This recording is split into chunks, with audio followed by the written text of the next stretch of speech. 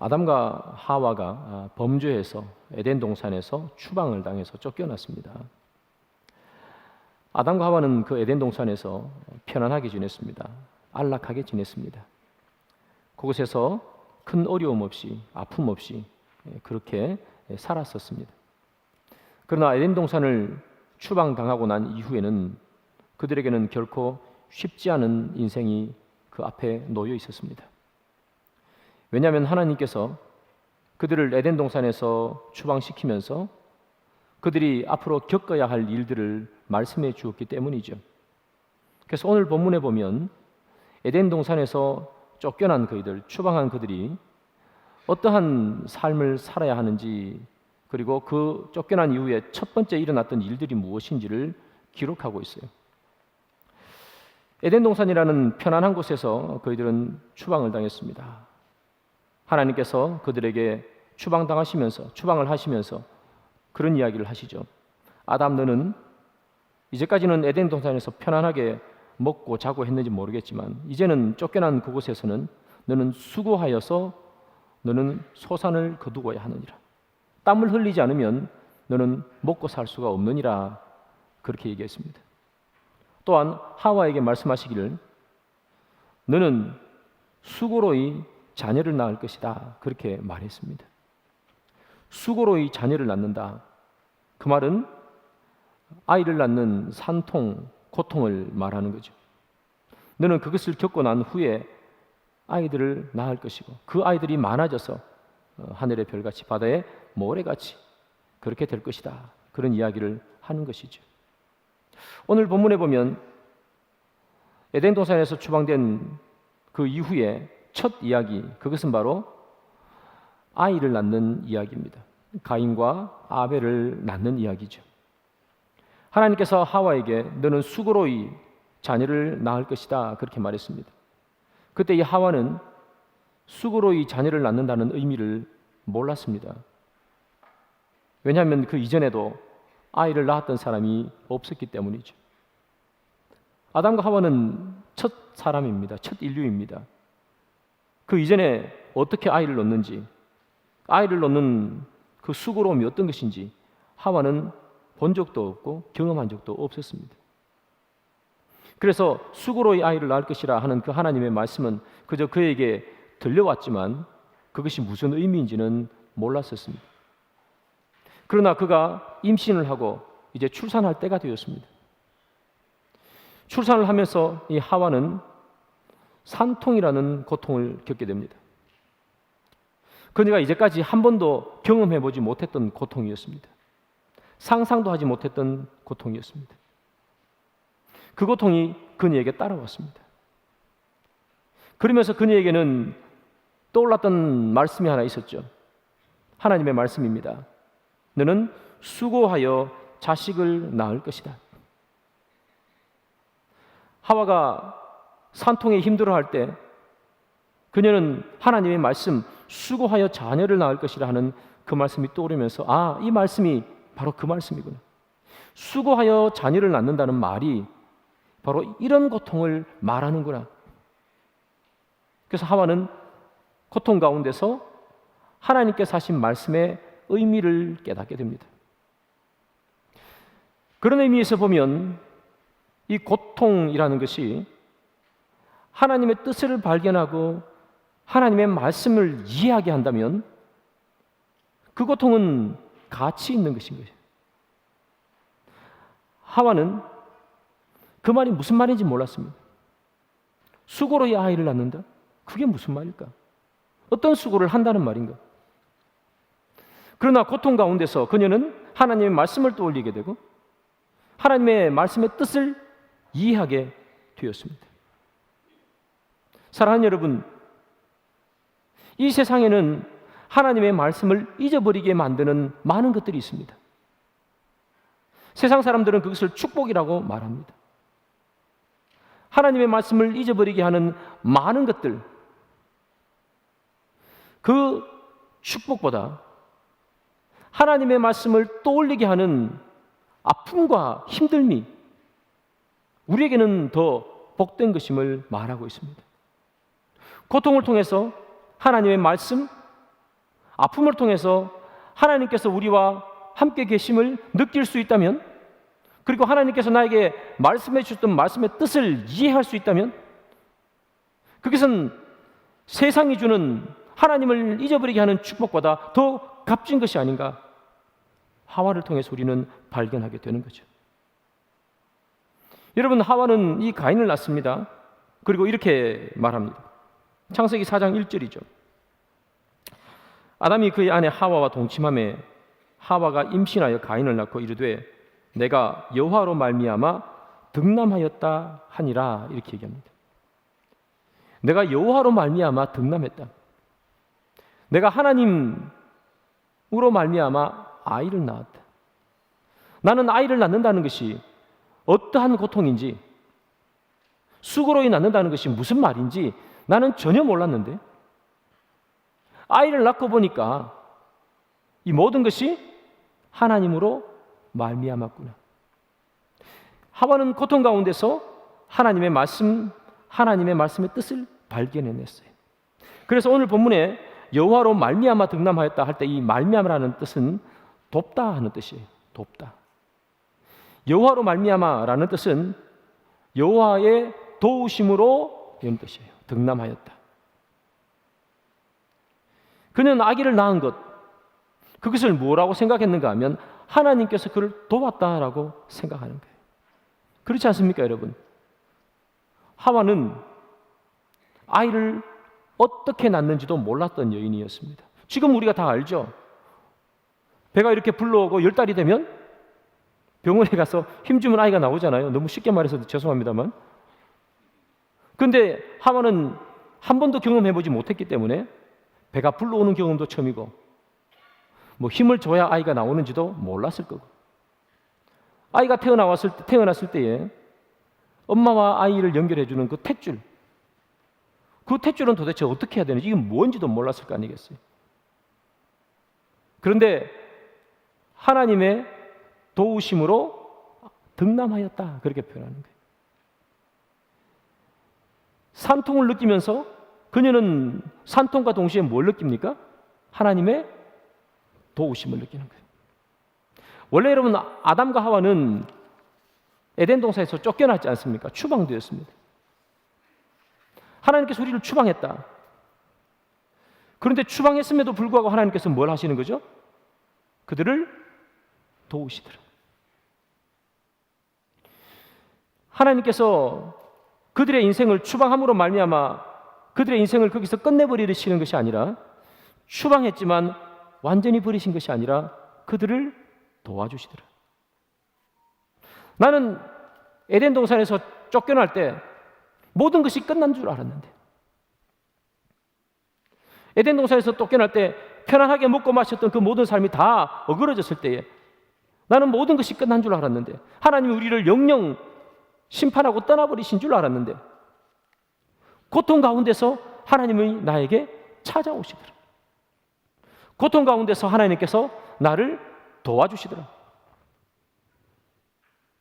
그게 지금 하와의 고백인 거예요. 사랑하는 여러분, 하나님께서는 죄에 대해서는 무서울 만큼 집요하시는 거예요. 그래서 그가 만든 첫 사람인 아담과 하와조차도 죄를 지으니 심판해서 쫓아버리시는 거예요. 그러나 하나님께서는 죄에 대해서는 집요하시지만 우리에 대해서는 한없이 너그러우신 분이신 줄 믿으시기 바랍니다. 그는 한없이 너그러운 신분이 있어요. 에덴 동산에서 쫓아내지만 결코 그들을 포기하시는 분이 아니고, 에덴 동산에서 내쫓은 것이 그를 버린 것이 아니고, 고통 가운데 응답하시는 하나님이에요. 그래서 하와가 얼마나 고통했겠습니까? 하나님께서 그를 도와주시는 거죠. 하와는 고통 가운데서 하나님을 만났습니다.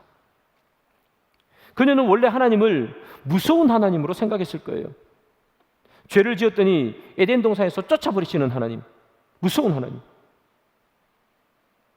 그런데 고통 가운데서 그녀가 경험했던 하나님은 무서운 하나님, 심판하시는 하나님, 깐깐하시고 냉철하시고 빈틈이 없으신 하나님이 아니라 한없이 그녀에게 다가와 위로해 주시고 고통을 없애주시고, 아무것도 모르는 그녀, 엄마로 치면 정말 생초보 엄마, 그런 그녀에게 모든 것을 알게 하시고 아이를 낳게 하시는 섬세한 하나님. 사랑하는 여러분, 고통 가운데서 그런 하나님을 경험하는 거죠. 우리 인생에 고통이 있습니다. 우리 인생의 고통 가운데서도 그런 경험을 할 수 있답니다. 고통 가운데서 나를 도와주시는 하나님, 우리의 인생의 힘듦과 고통이 나를 버림이 아니라 그것을 통해서 하나님께서 우리에게 말씀하시는 하나님을 우리가 경험할 수 있다면 고통은 고통이 아니라 우리에게는 축복으로 다가오는 것이, 하나님의 역사는 언제나 고통을 통해서 이루어가는 역사예요. 성경의 역사는 고통의 역사라 해도 과언이 아니겠죠. 첫사람 하와조차도 고통을 통해서 하나님을 만나지 않습니까? 우리가 잘 아는 노아도 고통을 통해서 역사를 이루어요. 사람들이 얼마나 그를 비난했겠습니까? 그럼에도 불구하고 그 빗발치는 비난을 다, 고통을 다 이겨내고 노아는 방주를 만들고 사람을 구원하죠. 인류를 구원합니다. 다윗은 광야에서 쫓겨나는, 광야를 헤매어 다니는 그런 고통 속에서 수십 년 동안 광야를 헤매어 돌아가지만 그는 그 고통 가운데서도 하나님을 만나고 그는 왕이 되죠. 예수님의 제자들은 환난과 핍박이라는 많은 고통 가운데서도 굴하지 아니하고 주의 복음을 전파하며 주의 복음이 예루살렘과 온 유대와 사마리아와 땅끝까지 이르는데 그들은 그들의 고통을 발판 삼아 달려나갔습니다. 성경은 고통 가운데서 모든 역사가 이루어집니다. 편안한 가운데서 이루어지는 역사가 성경에는 없습니다. 우리가 너는 내 아들이라 하는 그런 CCM을 찬양을 가끔씩 하게 됩니다. 여러분 잘 아실 겁니다. 십자가 고통, 해산의 그 고통으로, 이런 노래죠. 제가 불러서 여러분들이 무슨 노래인지 모르시는 분도 계실 것 같은데 가사를 알려드리겠습니다. 십자가 고통, 해산의 그 고통으로 내가 너를 낳았으니 너는 내 아들이라. 노래 할까 말까 정말 고민했는데 괜히 한 것 같습니다. 예수님의 구원의 역사도 무엇을 통해서 이루어져요? 고통을 통해서 이루어져요. 십자가의 고통, 해산의 그 고통을 통해서 우리를 그의 아들로 만들어 가시는 거예요. 고통을 통하지 않고 이루어지는 성경의 역사는 하나도 없습니다. 그래서 이 고통이라는 것, 이것은 온전히 하나님의 역사를 이루어가는 방식이고 하나님을 만나는 방식이고 하나님의 역사를 경험하는 방식입니다. 하와는 산통을 통해서 하나님의 말씀을 기억하며 그 모든 것이 하나님의 도우심으로 이루어졌느니라 그녀는 고백합니다. 사랑하는 여러분, 우리 가운데 고통과 아픔과 힘든 가운데 있는 분들이 계시다면 주저앉지 마시고 그 가운데서 하나님의 말씀을 기억하시길 바랍니다. 하나님을 경험하시기를 바랍니다. 고통 가운데서 무릎 꿇어버리면 아무런 역사를 이루어낼 수 없습니다. 그러나 고통 가운데서, 힘든 가운데서 하나님의 말씀을 발견해내고 그 가운데서 하나님께서 나에게 말씀하신 그 뜻을 발견해낼 수 있다면 하나님께서는 그런 우리를 향해 주의 역사를 이루어 나가는 사람들로 만들어 가시는 거죠. 여러분 어떤 사람들이 되기를 원합니까? 고통 가운데 주저앉기를 원하십니까? 고통 가운데 하나님의 말씀을 경험하며 주의 역사를 이루어가는 사람들이 되기를 원하십니까? 우리 성일교회 모든 성도님들, 비록 원하지 않는 고통일지라도 그 가운데서 하나님의 음성을 경험하고 하와처럼 하나님의 말씀의 뜻을 이해하며 주를 경험하는 저와 여러분들이 되기를 축복합니다. 하와는 고통 가운데서 아들을 낳았습니다. 그 아들의 이름을 가인이라고 지었습니다. 또 한 명 더 낳았습니다. 동생 아벨을 낳았습니다. 이 두 아들은 무럭무럭 자랐습니다. 직업을 갖게 되었죠. 가인은 농사 짓는 사람, 농부가 되었습니다. 아벨은 양치는 사람, 목동이 되었습니다. 그들이 각자의 직업을 가지고 열심히 일하다가 이제 소산물, 생산물이 생겨서 하나님 앞에 처음으로 제사를 드리게 됩니다. 그들은 제물을 가지고 왔습니다. 가인은 농부였기 때문에 농작물을 가지고 하나님 앞에 제사를 드렸습니다. 아벨은 목동이었기 때문에, 양치는 사람이었기 때문에 양을 가지고 와서 하나님 앞에 제물을 드렸습니다. 둘 다 똑같이 하나님께 제사를 드렸습니다. 그런데 하나님께서는 아벨의 제사는 받으시고 가인의 제사는 받지 않으십니다. 무슨 일인가? 왜 받지 않으시는가? 그 이유를 오늘 성경은 이렇게 말합니다. 창세기 4장 5절이죠. 가인과 그의 제물은 받지 아니하신지라 가인이 몹시 분하여 안색이 변하니, 이렇게 기록합니다. 하나님께서 가인의 제물을 받지 않았습니다. 그러나 받지 않은 것은 가인의 제물뿐만이 아닙니다. 가인과 그의 제물이라고 성경은 기록합니다. 하나님은 가인의 제물을 받지 않았지만 동시에 가인도 받지 않았습니다. 하나님은 둘 다 받지 않았습니다. 가인도 받지 않았다. 제물을 받지 않았다 하는 것은 여러분 잘 아실 거고, 가인도 받지 않았다 하는 것은 무슨 말입니까? 제사를 드리는 사람, 지금으로 말하면 예배를 드리는 사람, 그 사람 자체를 받지 않았다는 거예요. 그 사람 자체를 받지 않으니 그 사람에게서 나오는 것을 어떻게 받겠습니까? 그 사람을 안 받는데 그 사람이 부르는 찬양은 어떻게 받으며, 그 사람을 안 받는데 그 사람이 드리는 헌금은 어떻게 받겠습니까? 중요한 것은 무엇을 드리느냐가 아니라 그 사람이라는 것을 말합니다. 가인을 받지 않았다 하는 말은 가인이 하나님 앞에 제물을 드렸지만 그 제물을 받을 만한 삶을 가인은 살지 않았다는 것을 말합니다. 가인은 제사를 드렸습니다. 하나님께 예배를 드렸습니다. 제물도 가지고 왔습니다. 그래서 하나님은 제물이 문제가 아니라 가인을 안 받습니다. 그래서 제물도 받지 않으십니다. 그의 삶이 하나님께서 받으실 만한 삶이 아니었습니다. 나중에 나오는 이야기지만 제사 받지 않았다고 동생을 돌로 쳐 죽여버리지 않습니까? 그는 평소에 그런 삶을 살았던 사람입니다. 아벨은요, 성경에 보면 아벨과 그의 제사를 제물을 받았다라고 말합니다. 하나님께서는 아벨의 제물뿐만 아니라 아벨도 받았습니다. 아벨을 받으니 그의 제물도 받는 것이죠. 아벨의 삶을 받았으니 그 삶 가운데서 하나님께 드려지는 제물도 하나님은 당연히 받는 것입니다. 예배를 드리는 사람과 그 사람이 드리는 예배, 이 둘은 분리할 수가 없는 겁니다. 우리가 예배를 드립니다. 우리가 드리는 예배를 어떻게 분리하겠습니까? 사랑하는 여러분, 우리는 예배당에 앉아서 이렇게 예배를 드립니다. 하나님께서 받으실 만한 예배인가? 어떤 것이 하나님께서 받으실 만한 예배인가? 나는 지금 가인과 같은 예배를 드리고 있는가? 아벨과 같은 예배를 드리고 있는가? 우리가 이 시간 여기 앉아 예배를 드리면서 집중해서 하나님의 말씀을 듣는 것, 귀 기울여 하나님의 말씀을 듣는 것 너무나 소중하죠. 그러나 어찌 보면 우리가 드려지는 이 예배를 하나님께서 받고 말고는 이미 우리가 일주일 동안 살아왔던 우리의 삶 속에서 이미 결정났는지도 모릅니다. 일주일을 시간으로 따지면 168시간입니다. 168시간 가운데서 단 한 번도 하나님을 떠올리지 못하고 이곳에 와서 앉아서 예배를 드린다면 그것은 가인이 드리는 예배와 같지 않을까요?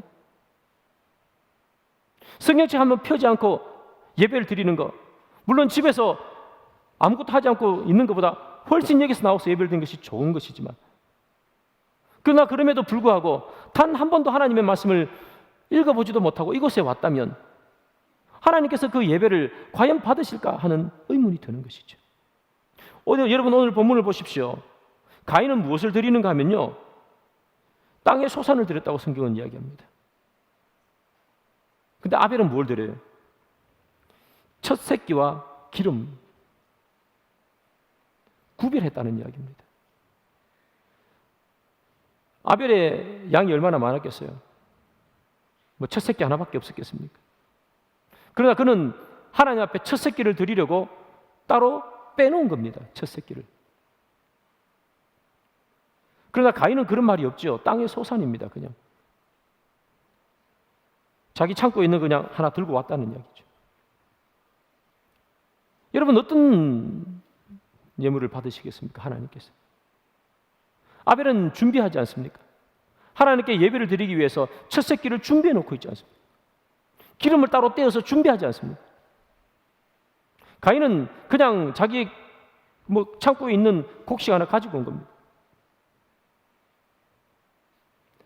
누구의 예배를 받으시는 거예요?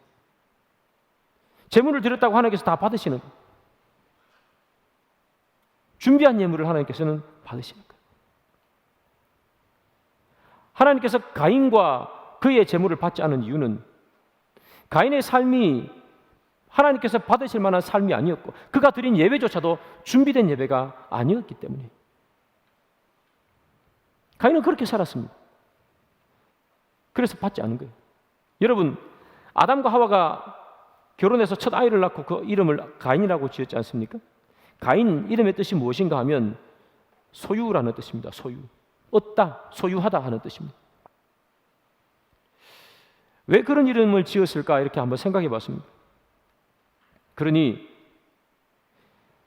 아담과 하와는 에덴 동산에 살 때 모든 것을 소유할 수 있었습니다. 물론 생명나무는 건드릴 수 없었습니다. 그러나 그 외의 모든 것들은 다 자기가 소유할 수 있었습니다. 동물의 이름도 다 자기가 지었습니다. 그러나 모든 것을 소유할 수 있었지만 자기 것이 하나도 없습니다. 자기가 만들어낸 것 하나도 없고 자기가 생산한 것 하나도 없습니다. 다 하나님이 만들어 놓은 것을 자기가 소유할 뿐입니다. 그래서 진정 자기 것이 없었습니다. 그런데 이제 결혼해서 아이를 낳고 나니 자기 것이 생겼습니다. 내 것. 우리가 결혼해서 아이를 낳으면 내 아들, 내 딸 그러잖아요. 내 것이 생겼습니다. 하나님께서 만들어 놓은 것이 아니라 내가 고통을 통해서 낳은 아이, 내 소유. 그래서 가인의 이름을 소유라는 의미의 이름을 짓습니다. 가인이라고. 둘째 아들을 낳았습니다. 아이의 이름은 아벨입니다. 아벨. 아벨의 원래 히브리어 발음 뜻은 헤벨입니다. 헤벨. 이 헤벨은 무슨 뜻이냐 하면 헛되다 하는 뜻입니다. 우리가 구약 성경 전도서에 보면 헛되고 헛되니 모든 것이 헛되다 할 때 이 헛되다 하는 이게 바로 아벨, 헤벨입니다. 연기, 수증기라는 뜻입니다. 아이 이름을 왜 헛되다고 지었을까? 여러분들이 다 자녀를 낳으신 분이시지만 자녀를 낳으면 예쁜 이름을 지어주고 싶죠. 멋있는 이름 또는 의미 있는 이름을 짓고 싶잖아요. 근데 이 아담과 하와는 둘째 아들 이름을 허무하다, 헛되다 이렇게 지었습니다. 왜 그렇게 지었을까? 저는 이렇게 생각합니다. 바로 가인을 보고 둘째 아들 이름을 지은 것이 아닌가. 가인이 어떻게 살았겠습니까, 여러분? 화가 난다고 해서 자기 동생을 돌로 쳐 죽여버리는 가인의 삶. 엄마 아빠가 이건 내 소유, 내 아들 그렇게 이름을 지어가지고 가인을 애지중지 키웠는데 그의 삶이 엉망이에요. 엉망. 어느 만큼 엉망인가? 엄마 아빠가 아들 낳아봤자 이 고통을 통해서 아들 낳아봤자 허무하네 할 만큼 엉망이에요. 그래서 가인의 삶을 바라보면서 둘째 아들 놓고 난 후에 네 이름 허무하다. 아이들의 이름을 통해서 유추해 볼 수 있는 가인의 삶, 그 삶은 부모님조차도 허무하게 만들어버리는 모든 기대와 모든 마음의 소망을 다 무너뜨려버리는 삶을 산 거예요. 하나님께서 왜 가인과 그의 재물을 받지 않는가? 바로 가인이 살았던 삶입니다. 삶. 그는 부모님조차도 두 손 두 발 들게 만드는 삶을 살았습니다. 성경 읽어보시면 아시겠지만 하나님 앞에 큰 소리치고 동생 죽여버리고, 그러니 그의 재물을 어떻게 받겠습니까? 아무리 그가 좋은 곡식단을 가지고 와서 하나님 앞에 내어놓은들 하나님께서 그걸 받으시겠습니까? 그가 드리는 재물에는, 그가 드리는 예배에는 삶이 들어가 있지 않지 않습니까? 삶이 동반되지 않는 예배, 삶이 동반되지 않는 기도, 삶이 동반되지 않는 헌금, 헌신, 하나님께서는 그것을 받지 않으시는 거죠. 왜냐하면 하나님은 헌신을 받으시고 기도를 받으시고 헌금을 받으시고 예배를 받으시기 이전에 기도하고 헌신하고 예배를 드리는 그 사람을 먼저 받기를 원하시는 거죠. 사랑하는 여러분, 우리는 지금 이렇게 예배를 드리고 있습니다. 우리는 삶을 동반한 예배를 드리고 있습니까? 나는 이렇게 예배를 드리는데 하나님께서 내 예배를 받으실 만한 삶을 우리가 한 주간 살아오셨습니까? 우리는 예배 가운데 기도를 합니다. 하나님께서 내 기도를 들어주실 만한 삶을 우리는 살아왔습니까? 우리는 인생을 살면서 고통 가운데 불평하고 불만하며 왜 나에게 이런 고통이, 아픔이 찾아오는가? 불평하고 불만한 가인처럼 살고 있지는 않았습니까? 가인은 화가 났습니다. 고통스러웠습니다. 동생의 제사도 받아주시는데 왜 형인 내 제사는 안 받아주시는가? 고통스러웠겠죠. 그가 그 고통 가운데서 하와처럼, 엄마처럼 하나님의 음성을 발견할 수 있었다면, 고통 가운데서도 왜 나의 이 제사가 하나님께서 받지 않으시는가를 그가 깨닫고 하나님 앞에 물어봤다면, 그는 인류 최초의 동생을 쳐서 죽이는 살인자가 되지 않았겠죠. 그러나 그는 고통 가운데서 모든 것을 놔버렸습니다. 그리고 동생을 죽여버립니다. 우리가 인생을 살면서 고통스러운 일들이 있습니다. 고통 가운데서 우리가 반드시 만나야 되는 것은 하나님입니다. 하나님을 만나기만 하면, 하나님의 음성을 듣기만 하면 그 고통은 더 이상 고통이 아니에요. 축복이 되는 거예요. 이 이야기를 히브리서에서 똑같이 기록해요. 히브리서 11장 4절이죠. 믿음으로 아벨은 가인보다 더 나은 제사를 하나님께 드림으로 의로운 자라 하시는 증거를 얻었으니 하나님이 그 예물에 대하여 정언하심이라. 그가 죽었으나 그 믿음으로서 지금도 말하느니라. 방금 성경은 이렇게 말하죠.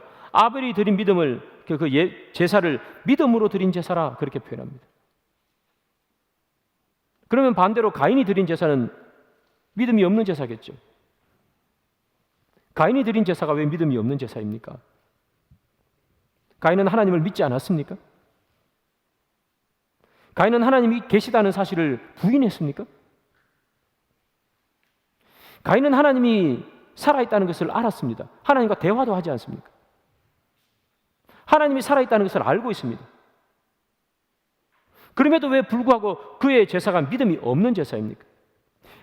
믿음이란 하나님께서 계시다라는 것을 인정하는 것을 넘어서는 차원이에요. 믿음이란 하나님이 존재한다는 것을 인정하는 것을 넘어서는 차원이에요. 그 하나님께서 요구하시는 삶의 방식대로 살아갈 때 그것을 믿음, 이렇게 표현하는 거예요. 믿음이 있다라고 표현하는 것은 하나님이 존재한다는 것을 인정하는 것이 아니라 그 하나님께서 원하시는 삶을 살 때 믿음이 있다, 그렇게 표현하는 거예요. 그래서 이스라엘 백성들은 믿음이 없다고 표현하지 않습니까? 왜 이스라엘 백성들이 믿음이 없습니까? 그 사람들이 하나님을 몰랐습니까? 하나님이 존재한다는 사실을 그들은 부인했습니까? 하나님의 기적을 경험하지 못했습니까? 그들은 하나님이 존재하신다는 것도 알고 하나님께서 베풀어 주신 기적도 다 경험했습니다. 그럼에도 불구하고 믿음 없다고 하나님께서 그들을 야단치신 것은 그들의 삶이 아니었기 때문입니다. 사랑하는 여러분, 우리가 믿음이 있다라고 말하는 것은 나 하나님 알아, 성경에 있는 이야기를 나는 알고 있어, 이것을 믿음이라고 말하지 않습니다. 그보다 더 훨씬 높은 차원입니다. 하나님께서 원하시는 삶을 살아드리는 것, 그래서 하나님께서 나를 받으실 수 있는 삶을 사는 것, 그것을 우리는 믿음이라 그래요. 그래서 야고보서 선지자가 이렇게 말하죠. 행함이 없는 믿음은 죽은 믿음이라. 행함이 없는 믿음은 죽음입니다. 사랑하는 여러분, 가인은 하나님도 알았어요. 하나님도 존재한다는 것을 인정했어요. 하나님과 대화도 했어요. 그런데 그는 믿음이 없어요. 삶이 믿음을 정리하지 못했어요. 반대로 아벨은 믿음의 제사를 드렸어요. 그래서 하나님께서는 그의 재물뿐만 아니라 그도 받으셨어요. 가인과 반대겠죠. 아벨은 그의 삶이 하나님께서 원하시는 삶을 살았어요. 그래서 그는 믿음의 제사를 드렸던 거예요. 사랑하는 여러분, 이 아벨의 삶으로 증명하는 예배, 삶으로 자기의 믿음을 증명하는 이 삶이 얼마나 강력한지 히브리서 11장 4절에 말해주고 있어요. 좀 전에 읽었는데 끝에 이렇게 나오죠. 그가 죽었으나 그 믿음으로서 지금도 말하느니라. 아벨은 죽었습니다. 아벨은 죽었습니다. 그의 해골조차도 찾을 수 없습니다.